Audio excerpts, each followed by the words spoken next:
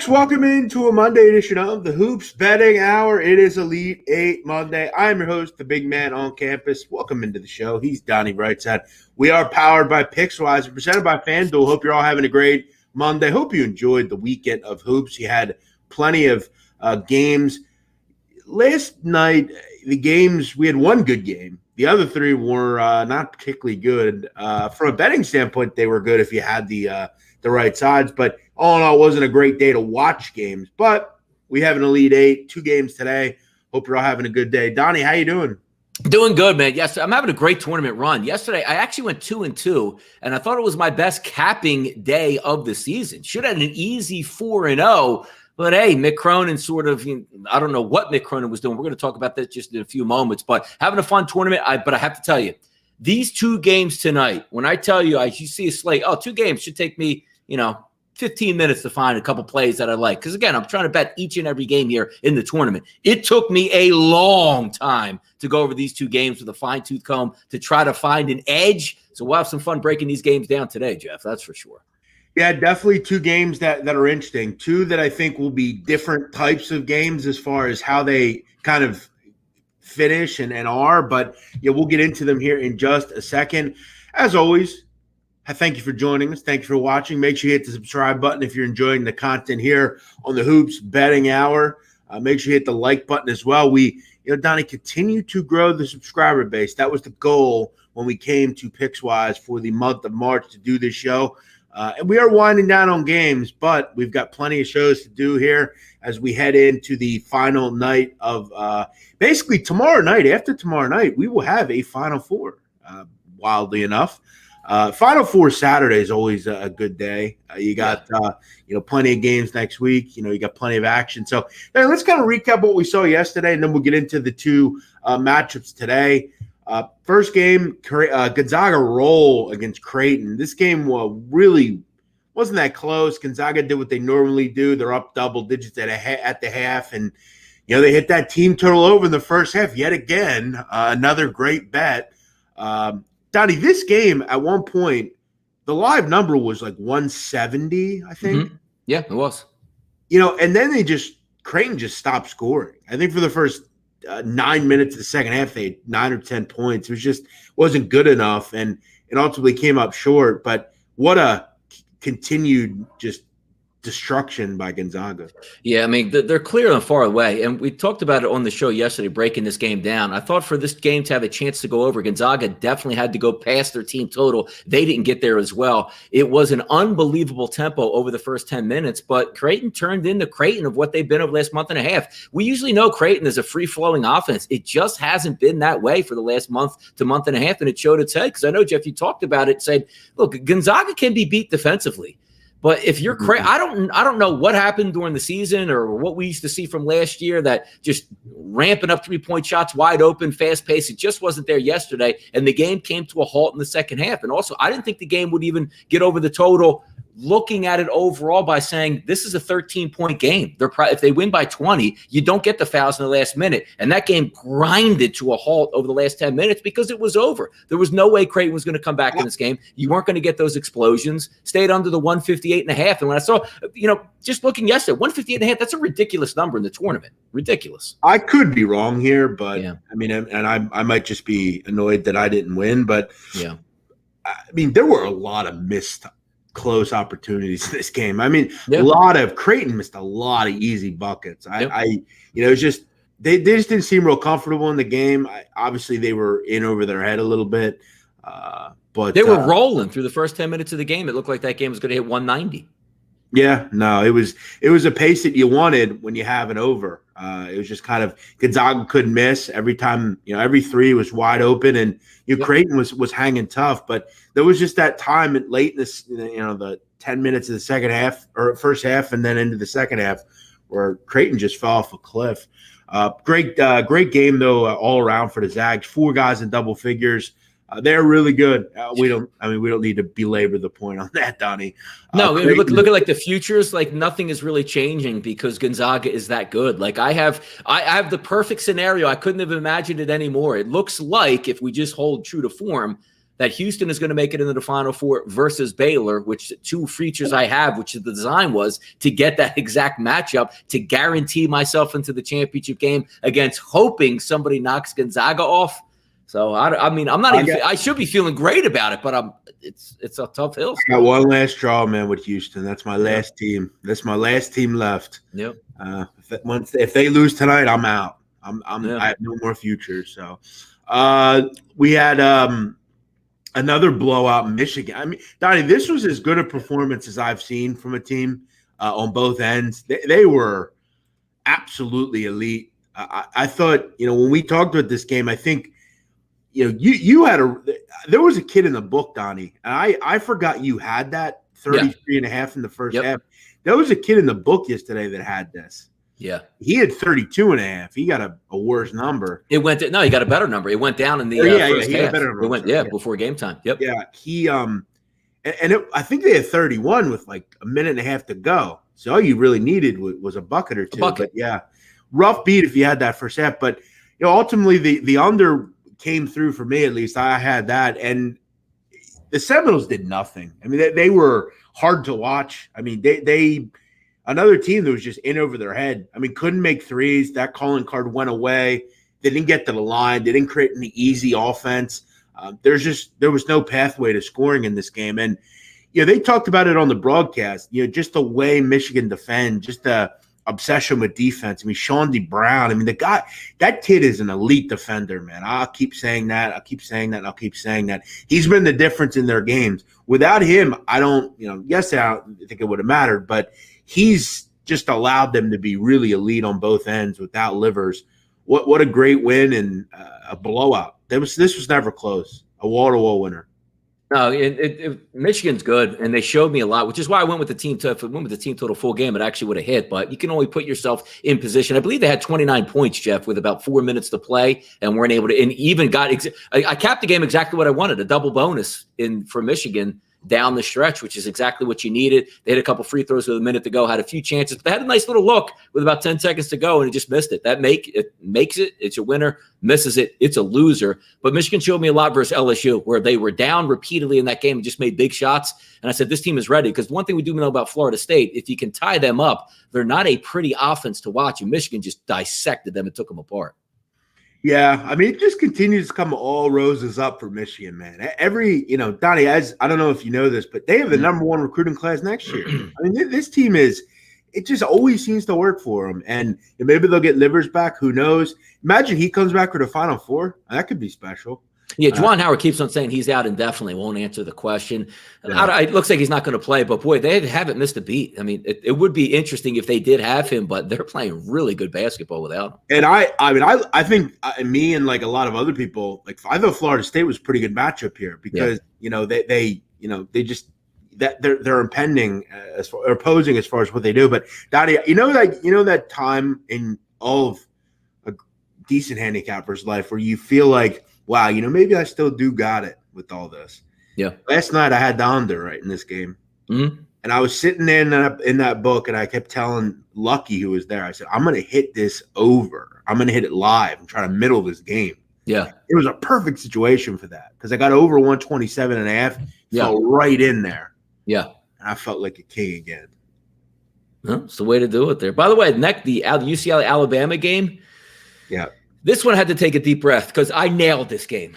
Under 145 and a half, easy as can be, coming down the stretch, perfect, off numbers, 1 point game with a minute and a half to go, perfect scenario. And I have this argument every once in a while with people on Twitter. It's the same people that pop their head out that think everything is played on like some sort of computer and they use analytics from 15 years ago on why it makes sense. And I try to tell people and just make it, because Jeff's seen me on Twitter do this, say it in the simplest form. We are gamblers out here, right, Jeff? And if I told you could have a free bet plus 100 every single time, and I'll give you two circumstances. You can take the team that's up 3 and your team gets the foul every time under 5 seconds. You have a plus 100 on that. You would be a millionaire after 3 or 4 years. But people consider to say it's best to let him shoot the 3. If Mick Cronin fouls, and the best part about the game also was the fact that the announcers go, hey, Mick loves to foul in this situation. So I'm sitting back and an under going, it's perfect. They inbound the ball, whack the guy in the head. He's going to make one, miss one, you win the game, it's over. But instead, for some reason, Jeff, these teams love it where you get a clean look from three at the buzzer is somehow better than actually winning the game. I for the life of me, I don't understand it. It's either you foul, you win 100% of the time, or you don't foul and you win 40% of the time. I don't get it. I don't get it. You know, in my head, and you're totally right. Everything you're saying, I normally am fouling. I think though it has a lot to do with the team you're playing. And look, the team you're playing is a very good 3-point shooting team, but yesterday, I'll just be honest, they weren't shooting the ball well. That doesn't matter though. You win. You won the game. Yeah, go ahead. It crossed my mind. I asked myself the question, would I foul here or not if I'm Mick Cronin? And I got to tell you, Danny, I told myself I wouldn't foul either. There wasn't that much time. Make them catch it in the half court. They're shooting hopefully, it just was terrible. They just allowed someone to get wide open. You're right, though. If you don't even have to worry about it if you foul, and that's negated. But, yeah, the kid made a shot, you know. The kid just made it. And Cronin got bailed out because by the way, that performance in overtime was ineffable. I mean, I don't know what that was.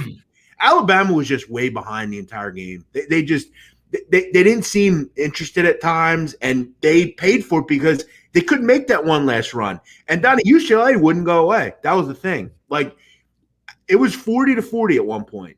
I think they even might have took the lead with came all the way back. Yes, it was 40-29 at the half, and it was 40-40 in the second half. Yes, correct. Yeah, they had multiple opportunities to do it, but they were so far behind. The run that they would go on was only enough to tie the game or take the lead by 2. And then it was just back and forth. It was just never the free throws were a joke. I mean, I will keep saying this. If you do not make free throws, you will not win. It's that simple. And it's another reason they lose by 10. And look, if they make 10 more free throws, I don't know if they win, but they're in a way better situation. They're probably not in overtime, and they probably likely win the game. Because the game wouldn't have went to overtime. It wouldn't even have went to overtime. They missed it. First of all, Herb Jones, brutal. A decent free throw shooter. Brutal. You know how sometimes you could see the kid shooting the free throws that looks a good looking shot. No shot. He threw 4 bricks like laser beams. One actually went in, which I was surprised it went in. But all 4 of those shouldn't even have gone in. No, the last 2 free throws he had. I mean, not even close. They were way long. It's and look, he had a terrible game. The fouls that he picked up sucked as well. He could never really, I think, play the game he wanted to. It's tough when you're in foul trouble, Donnie, because you kind of have to play a different game. But yeah, he was terrible. They were outplayed. They were outcoached. Mick Cronin, man, continues to do his thing. It wasn't a great decision to not foul. But, Donnie, yesterday Alabama was 7 for 28 from 3. Yeah, but look at him from the free throw line. They couldn't, if you would have fouled, they probably wouldn't have made any of the free throws. And it wouldn't have mattered anyway. And it wouldn't have mattered because you were up 3 at that point. 3, so, yep. Okay, yeah. Make the first one, miss the second one. Let's just say Alabama gets the tip. There's 0.1 of a second to throw to 40. Yeah. There's no way. There's no way. Put it it's the easiest thing. But, Jeff, I want to get into your, why do coaches freeze up in the biggest moments? If you came down off the floor and you said, hey, Mick, I got a scenario for you here. Do you want to go play in the Final Four? Yeah, I would like to get to the Final Four. Here's the deal. All you do, the ball comes in, you foul, and we go right to the Final Four. Or you can let the ball come in, and we're going to go to overtime. Is that more fun? Yeah, as I said, I think we have to get out of the thought that it has to be the same decision always, because that's not true. I don't think you should always foul. Under 5 seconds, you should foul every single time. No, I don't agree with that. I think but you win. It's 100% win. If you foul, you won 100% of the time. 100%. You can't lose. But if you just defend and they either don't get a 3 off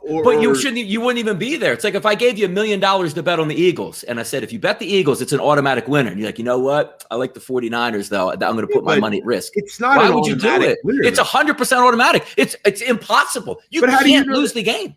How do you lose? Because they make the first free throw, tip it out, and they hit a jump shot. We're talking under 5 seconds. So they inbounded at 4 seconds. Yeah. If you foul 3.5 seconds, 3.5 seconds are on the foul line. Again, if we're gamblers, if I said, what scenario do you want every single time? You're going to take the team up by 3 with the other team. It's automatic win. Cash it out. Look at that shot. Okay, that wasn't an easy shot. It was a good look, but it wasn't an easy shot. You had to make the shot. They hadn't made 3s all day. I hear you. It's either way. No, nothing's a wrong decision. I'm just saying if I'm playing a team like Dick Vitale, I've gotten on him before about whenever Kentucky plays, he insists on fouling. And it's like, well, they don't make threes. They're not like I would just play it out. Like just let and Donnie, I hear you on that. I do. I hear you on that. But if you play it out, there's a good chance you're going to overtime. If you foul, you won. You moved on. It's over. A lot of that time as well, if it's under 4 seconds or 5 seconds, you make them catch it in the backcourt and run and just put a body up. They're not going to make that shot. At 100 shots, they're going to make the shot once, maybe twice. Like I hear you. It looked bad at the end of the day. Yeah. But how many times? How's it automatic? It's over. The game's over. 3.2 seconds left. You need an active. Remember, if you guys are old enough to have an insurance policy, there's something called an act of God. That means God comes down and strikes your house with a lightning bolt or puts a tornado on your house. That could happen, Donnie. That's not the same here. It can happen. How do you know they don't practice once out of every 50,000 games? Yeah, but maybe. But it's also how many times you see that pass, like a baseball pass thrown, and they don't even get the ball to their own teammate. You know what they should have did? You know what they should have did, Jeff? Honestly, you can foul before the ball inbounds. Hack the guy and just put him on the line, and you won. The game is over. It's over. You won. But again, Donnie, here's the last thing I'll say on this. Okay, there's 5 seconds. Let's say you foul there. Yes. You make both. Okay. So you're down 1. Yep. Alabama. Yeah. You foul. I think they had a timeout. Mm-hmm. They, maybe missed the first, and then you get the ball back. What you're saying? It's impossible. It's an act of God. Donnie. You need an earthquake on the court to happen. Nobody's right here, Donnie. At the end of the day, it's really just your opinion. No, it's 100. No. See, here's where you're wrong. You cannot lose the basketball game. 5 seconds is not. If there's 2 seconds, I agree with you. Again, we can do this. Here's what we'll do if we get time next summer, which we won't have time. I'm going to hire 2 high school basketball teams. Me and you're going to bet $100 per situation. $100. I'm going to take the +3, and I will win 100 straight games on your $100. And I'm like, thanks, Jeff. That was awesome. But Donnie, I'm not saying I've fouled most times as well, but. In certain games, like if I'm playing a team that can't make 3. If there's 15 seconds, Jeff, that's a different story. Like, hear me out. That's a really different story because you're adding possessions. The fact that a team that is under 50% from and even I saw somebody bring up a point and say, what happens if they foul and they're in the act of shooting? Do you think this kid is going to make 3 straight free throws with his NCAA life on the line when they can't even make 50%? But again, you're coming up with ways to. Maybe he does though. Maybe they found the guy that shoots 85%. Either way, you make good against Alabama last night in that situation. I don't think I'd have fouled. I'd have let it play out, but it didn't work out. Yeah, Mick Cronin looked bad, but then they ultimately won. It didn't matter. So he got bailed out. But I like these discussions. They're always fun. It's now granted, it is fantastic for TV theater because fouling and because the excitement is you want to see the last second shot. If they foul, there's no excitement because UCLA wins and you can't come back. But that was it cost me money, but it was an awesome ending. I agree. If I'm them, I make, I foul there. I don't foul there. And I just hope he misses it. The chance that he makes that shot is, and there was a breakdown too. I mean, the kid got wide open. That was just a nice kind of play decision. I just love the fact that they also said like Mick Cronin always fouls here. So I'm sitting here going, perfect, man. I got a coach that's smart, and then they come out and don't foul anybody. Wide open 3, bang, see ya. And it wasn't even a ridiculous 3. Like sometimes you'll force them to dribble sideways and you get off like a 50-footer. Like the dude was in rhythm right at the 3-point line. I'm like, how did that happen? Oh my God. This guy says they were 11 for 25, no brainer. They were 7 for 28 from 3. I mean, they were bad on both. Listen, here's the thing, Donnie. Yeah. Here's the thing for Alabama. Okay, make your free throws, and you weren't even in this situation to begin with. Oh yeah, no, sure. Like that's the thing. They were bad. They actually did the right thing at the end of the game too, Jeff. They took it to the rack 2 straight times and got fouled. How many times do we see teams sit at the 3-point line, take a step back 3? They did the absolute right thing. They just didn't make their free throws. That's it. That's all it was. This guy says Jeff had over. I did not have the over. I had Alabama. My bet had no shot. It didn't matter. I didn't, if they fouled or not. Alabama wasn't ever winning by 7. That was poor. How about the night game, Jeff? I mean, I had to stay because I told somebody if I was 1-2, which I shouldn't have been, but I was, I would at least stay up and follow that. USC is good, Jeff. Yeah, USC is good, man. Talk about them. Oregon blows, man. They do. What happened? You know, it's fun because we were talking about that yesterday. I'm like, man, I don't know because I've seen Oregon play really good, smart basketball. But last night it was like they shouldn't even be on the court with this team. That first game, Jeff, must not have been a fluke. No, I mean, I thought one point they had 19 points, and then I looked back like 10 minutes later and they only had 24. And I'm like, what is? Because I had the over in this game. I was like, what is going on with this team? Because USC couldn't. I mean, they had I think 41 points today. They were great. Yeah, I don't know what that was. Oregon was a weird team. They just couldn't against USC. It didn't matter. They just couldn't play well this year. They got owned in the first game and owned in the second game. And Oregon, you know, Donnie, at what point do we – I know we want to all act like Dana Altman's like the greatest coach ever, but like we have 2 coaches yesterday, Donnie, that never – like they never get past like the point that they need to with Leonard Hamilton and Altman. Like at what point do we just kind of say like they're not great?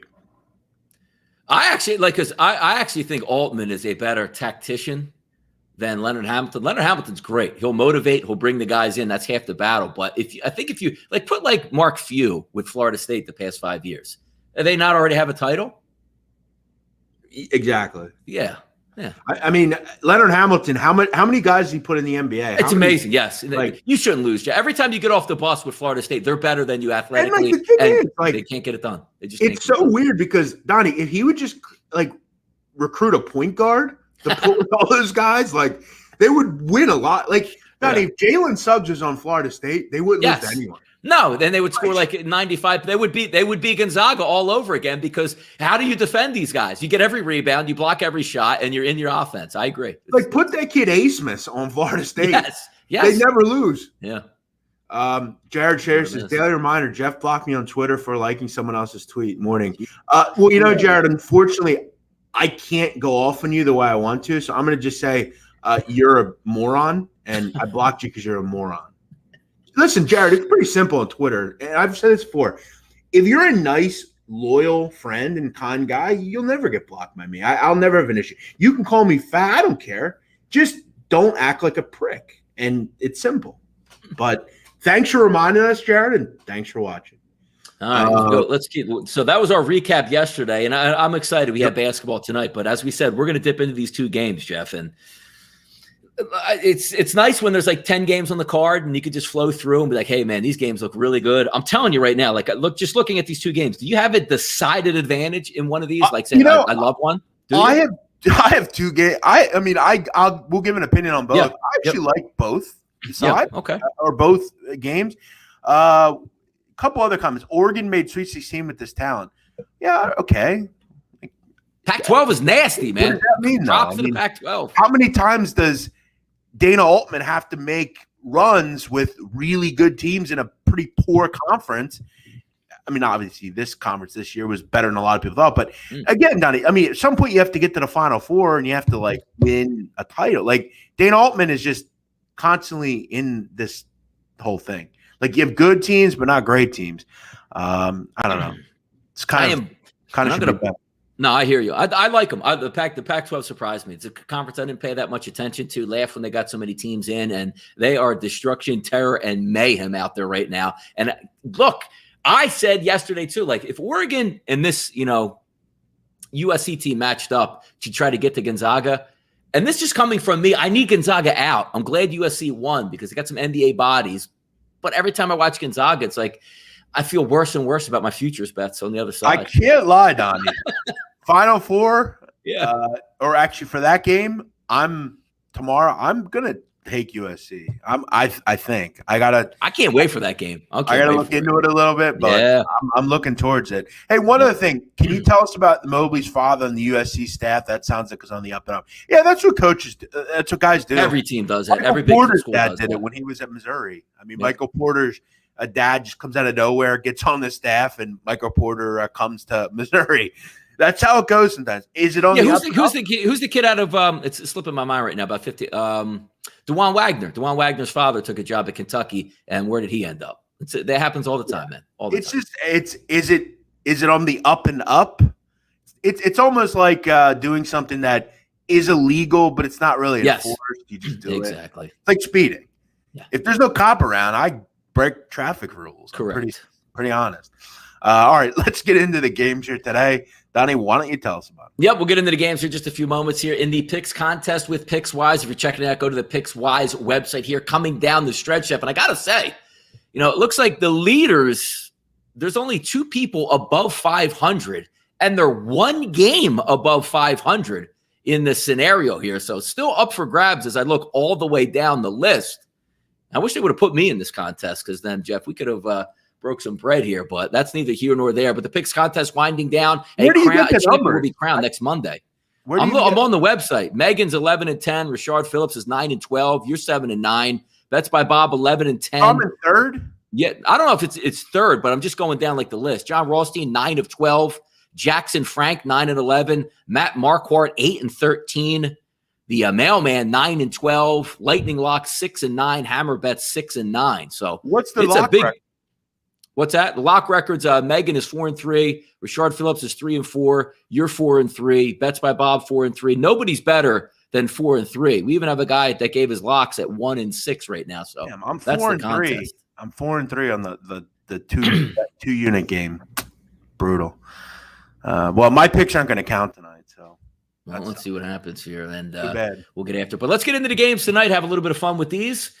And if I set the table, let me bring it back into today's lines. There we go. First one, 655, 656. Oregon State and Houston. Line opened up at Fanduel, Jeff, -8. Now sits at 7.5, and over under at 130.5. Now to 129. The two things that we know about these teams, Jeff, not all that fast here. So when we watch these offenses operate and execute, it's not going to be as bad as we watch it with Loyola Chicago, because if there's an open shot, these teams will take it, where Loyola Chicago would not. So when there's teams that you look at as slower paced, or do they accept the fast shot if it's there, two different stories here. So coming into this game, I have an idea of where I would like to go, and I'm going to buck trends in these next 2 games, Jeff, but I'll let you start first in this game tonight in the Elite Eight. What are you looking at?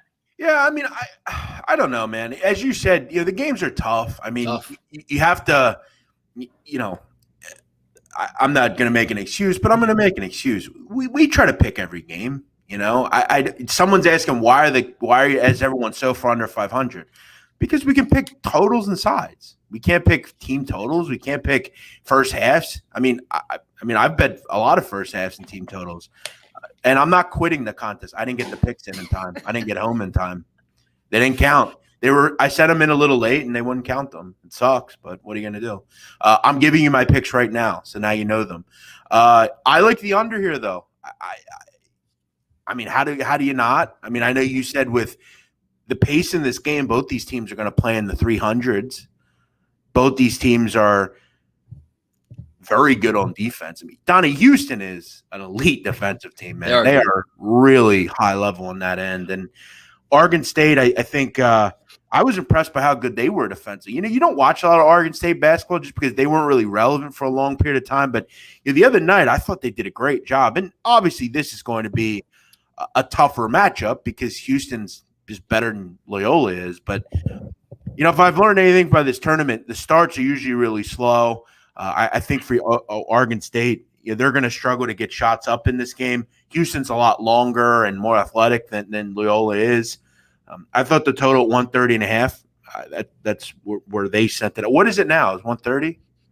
The total for this game is 129, Jeff. There you go. 129? Wow. Yeah, I still like. I probably wouldn't want to go much lower than that, but I think from a side perspective, I've had trouble kind of picking against Oregon State. Like I want to every time. This number came across a bit high. I wouldn't really want it above 6.5, and it's above 6.5. It's going to be long possessions, long drawn out, sloggy possessions, rock fight. I'll lean under.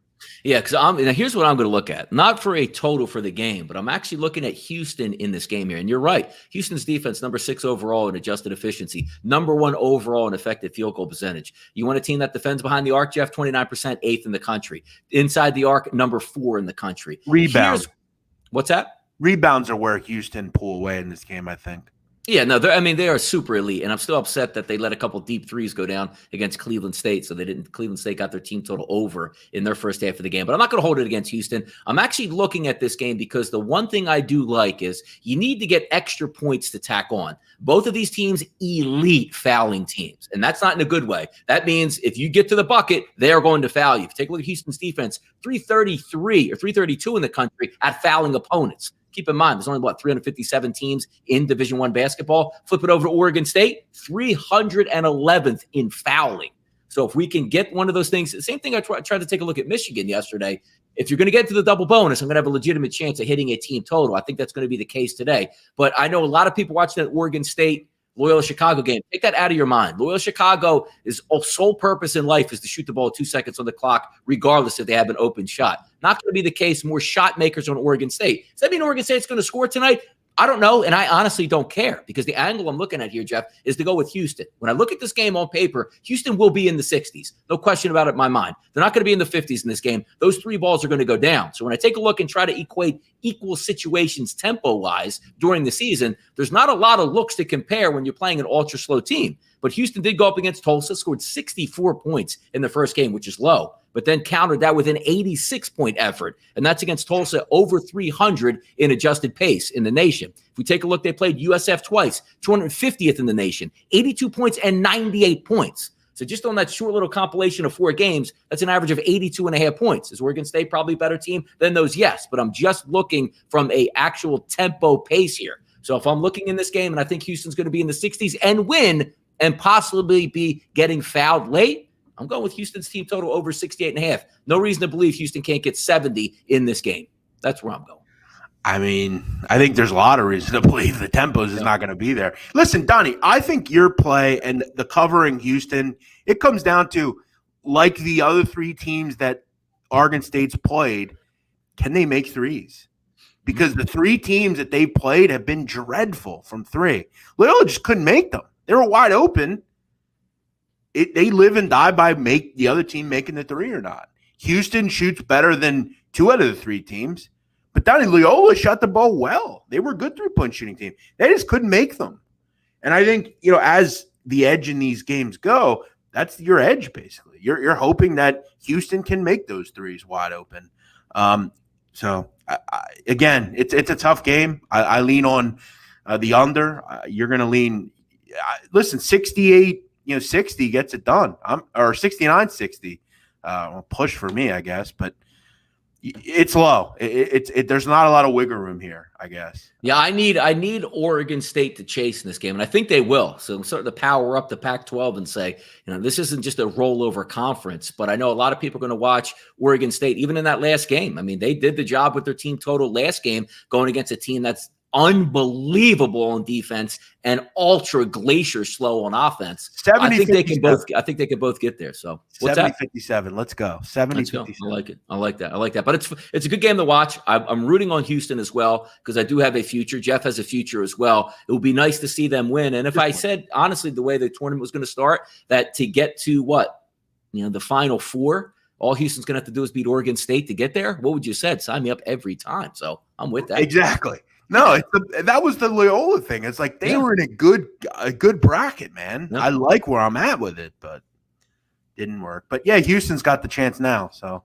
yeah, we'll see. I'll root them on as they go on. Not a super exciting game. I am looking forward to the next game because, again, I do have another future on Baylor, 653, 654. We talk about slow tempos. That's not Arkansas. Arkansas is going to speed up and let their athletes do some damage. The only problem here is you got some athletes on the Baylor Bears. If we set it up here at FanDuel, -7 turned into a -8 as a favorite for Baylor. Over under 149.5 goes down to 148.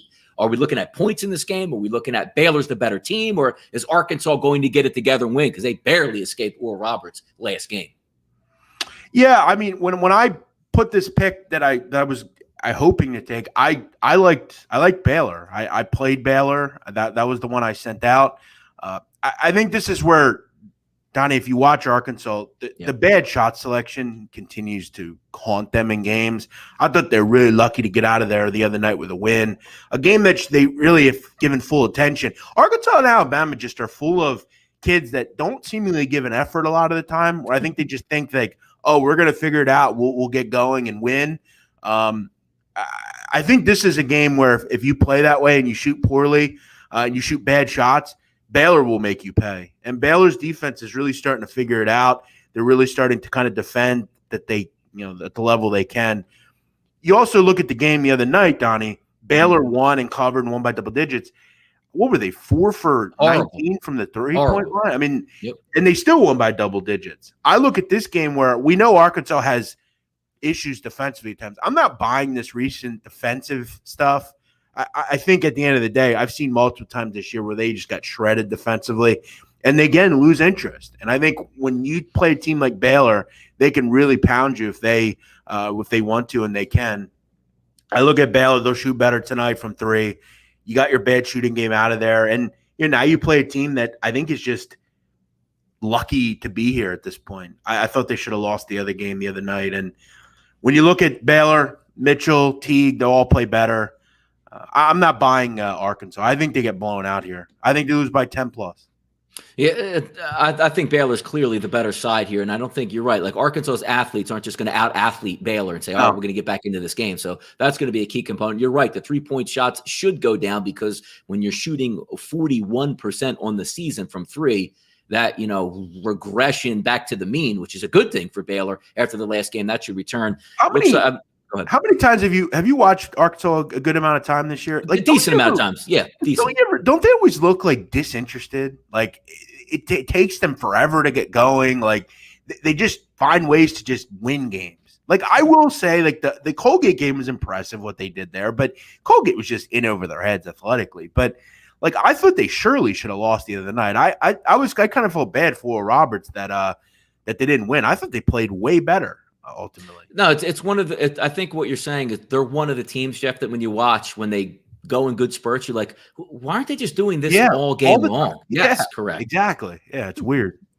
Stepping up, stepping back. Well, we got a night game tonight. This one tips also, 9:57.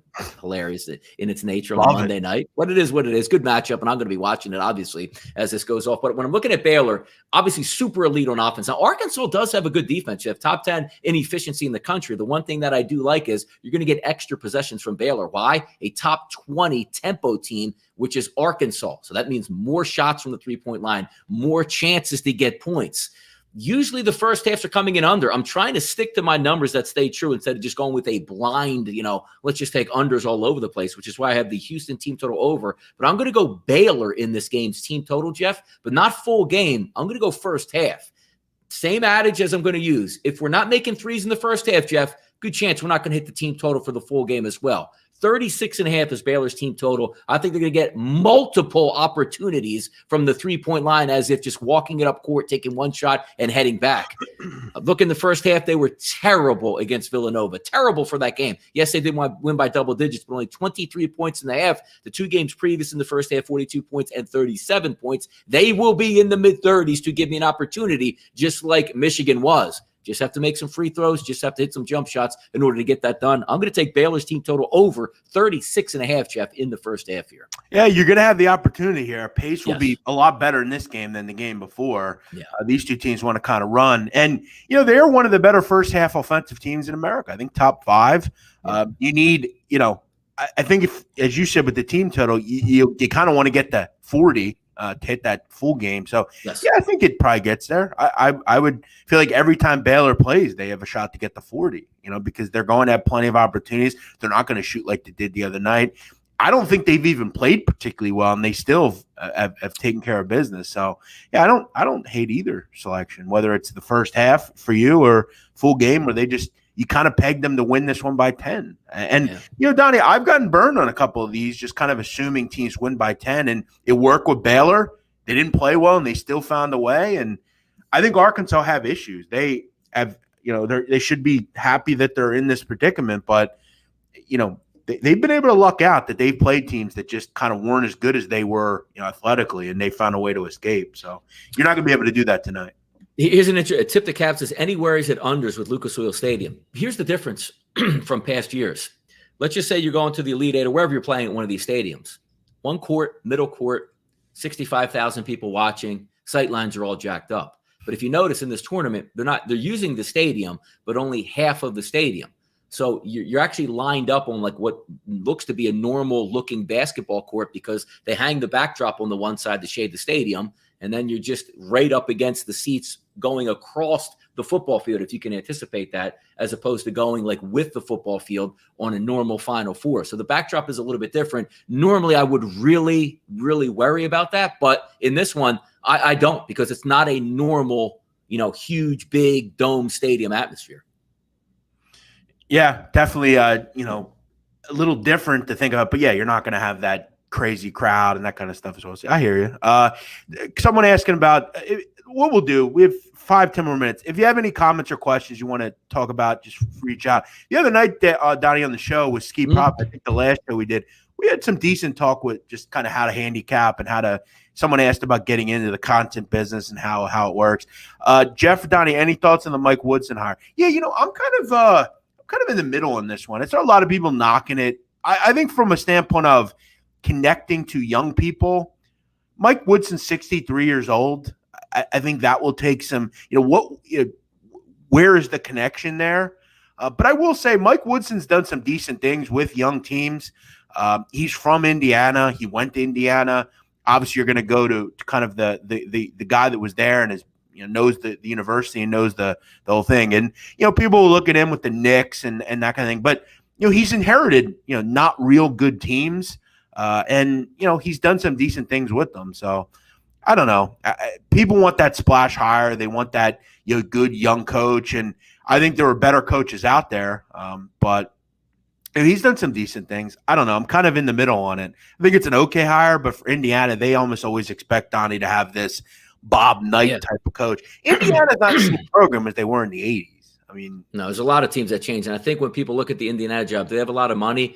But are you looking at the Indiana job as, boy, I can't wait to get there, because it's such a pressure grinder that they don't win titles, but they expect you to win titles. And if you don't, you're the worst, bastion of the world, get out of town, I don't ever want to see you again. Now, you will get paid well for it, but most people like that balance, right? To get paid well and have a really comforting job that you can have fun with. But the expectations there are to win an NCAA championship. How about you just make the tournament a couple times? Right. And that's where Indiana is. The's a lot of programs like that. They overrate. This isn't the 80s anymore. This isn't 85. This is 2021. And, you're a middling Big Ten team and you've had issues. And I don't know if that has to do with Archie Miller.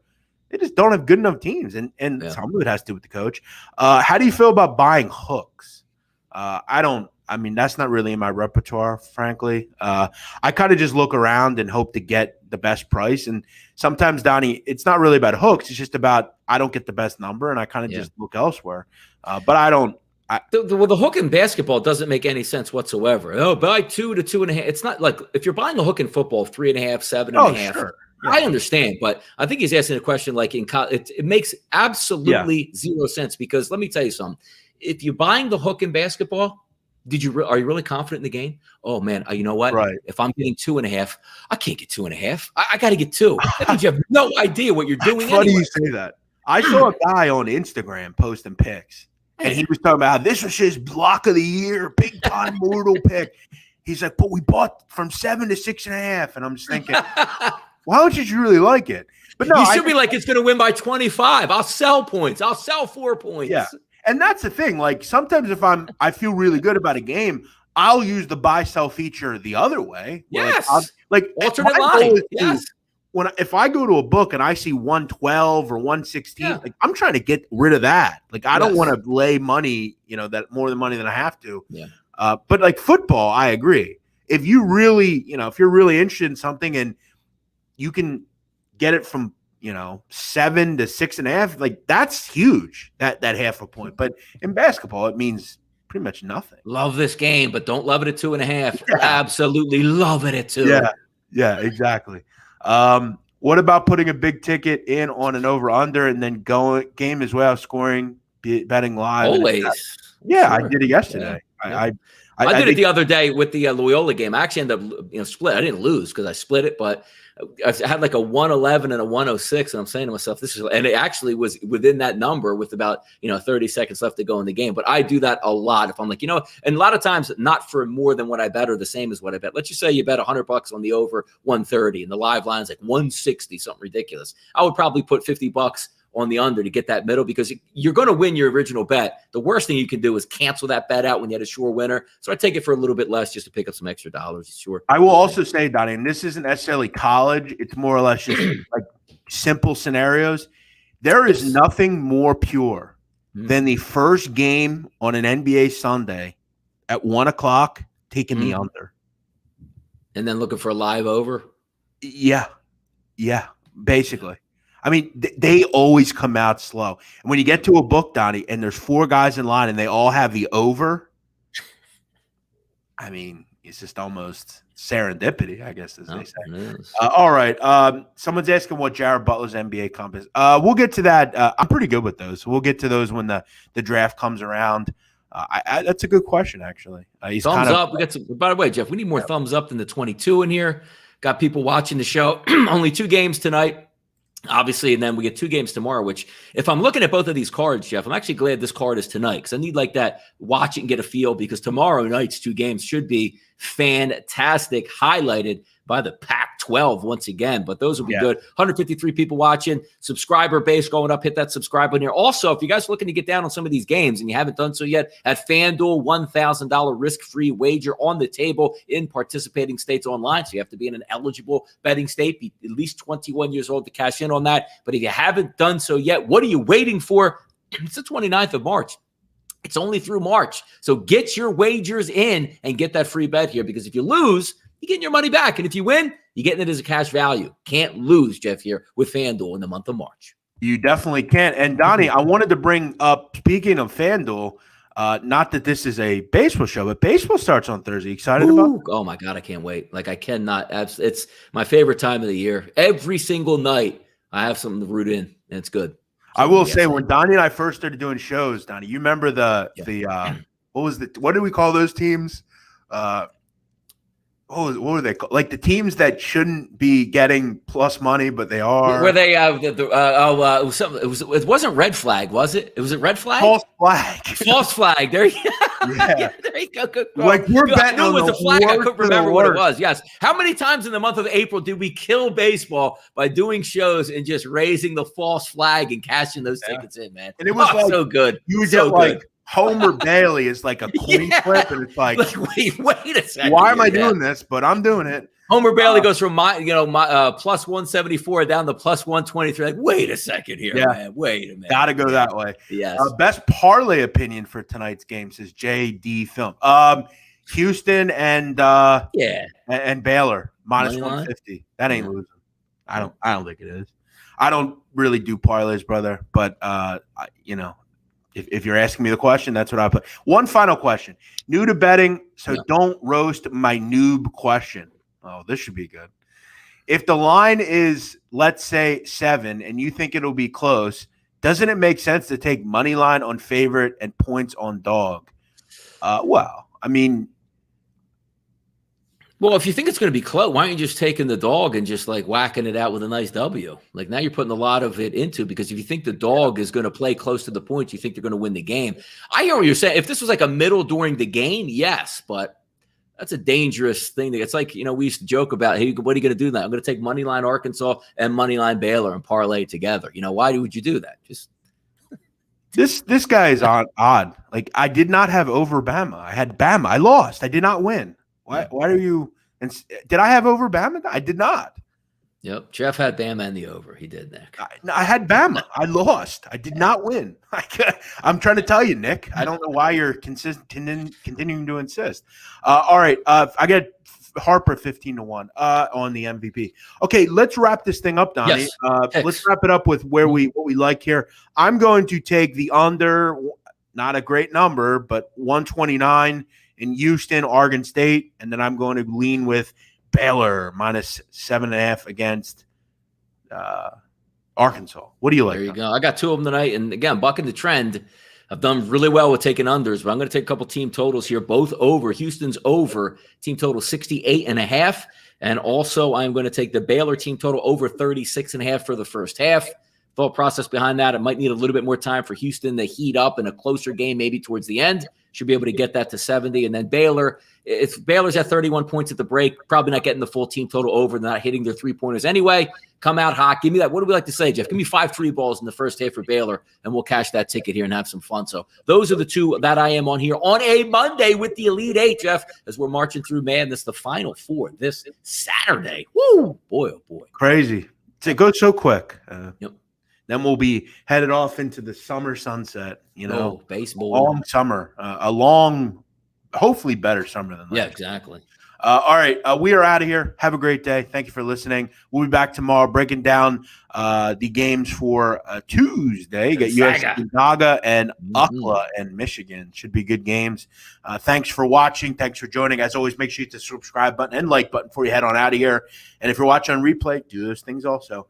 Thanks for watching. I'm Big Man on Campus. He's Donnie Rightside. See you Tuesday here on the Hoops Betting Hour.